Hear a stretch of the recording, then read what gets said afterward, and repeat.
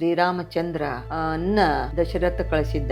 ಈಗ ರಾಮಚಂದ್ರನ ದಶರಥನ್ ಹೊರಗೆ ಹಾಕಿದ.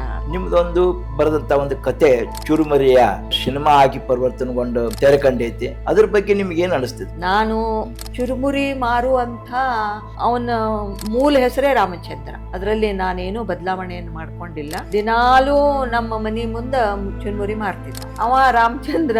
ದಿನಾಲೂ ನಮ್ಮ ಮನೆ ಮುಂದೆ 85 ವರ್ಷ ಒಂದು ಸೈಕಲ್, ಅದೆಲ್ಲ ಸ್ವಲ್ಪ ಜಂಗ ಹತ್ತಿತ್ತು, ಮುರಿದ ಸೈಕಲ್ ಇತ್ತು.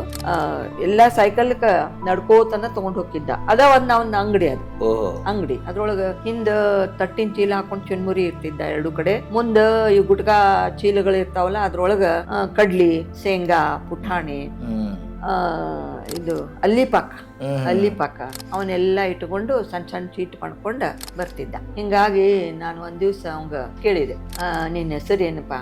ಮಾತಾಡ್ತಾ ಇದ್ದಿಲ್ಲ ಅವಾಗ ಮಾತಾಡ್ಸಿದೆ. ಏನ ನೀ ಯಾವ್ರವ? ನಾನು ನವಲ್ಗುಂದವ ಅಂತ ಹೇಳಿದವ. ಒಂದು ಇದು ಸಿಕ್ತಿ ಹೇಳಿ. ಆಮೇಲೆ ಕೇಳಿದೆ, ಮತ್ತ ಚುನ್ಮುರಿ ಇಲ್ಲಿ ಯಾಕೆ ಬಂದಿ ಮಾರಾಕ? ಚುನ್ಮುರಿ ಮಾರಾಕ ಮತ್ತೆ ಎಲ್ಲಿ ಇರ್ತಿ? ನಾ ಫುಲ್ಬಾಗಲ್ಯಾಗ ಇರ್ತೇನ್ರಿ. ಮತ್ತೆ ಯಾಕೆ ಬಂದಿ? ಅಲ್ಲಿ ಹೊಲ ಐತಿ, ಮನಿ ಐತಿ, ಮತ್ತ ಕಿರಾಣಿ ಅಂಗಡಿ ಐತಿ, ಮತ್ತೆ ಎಲ್ಲಾ ನನ್ನ ಮಗಕ್ಕೆ ಕೊಟ್ಟು ಬಂದೀನ್ರಿ. ಮತ್ತೆ ಸ್ವಲ್ಪ ಅವ್ನು ಕುಡಿತಿದ್ದ, ಅವ್ನು ಮದ್ವೆ ಮಾಡೋನಂತ ಚಲೋ ಮದ್ವೆ ಮಾಡಿದೆ. ಈಗ ಮದ್ವೆ ಮಾಡಿದ್ಮೇಲೆ ನಮ್ಮನ್ನು ಭಾಳ ಹೀಯಾಳ್ಸಾಕತ್ರು, ಅವಮಾನ ಮಾಡಾಕತ್ರು, ಸೊಸಿನೂ ಮಾಡಾಕತ್ಲು, ಮತ್ತು ಮಗಾನೂ ಮಾಡಾಕತ್ತ.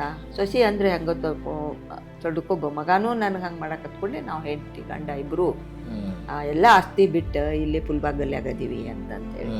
ಮತ್ತಾಕಿ ಮುದುಕಿ ರಾತ್ರಿ ಇವೆಲ್ಲ ಚೀಟ್ ಕಟ್ತಾಳ, ಚಿಮಣಿಗೆ ಇದನ್ನ ಹಚ್ಚಿ ಎಲ್ಲ ಇದನ್ನ ಮಾಡಿರ್ತಾಳ, ಡಾಣಿ ಅದು ಕರೀತಾಳ.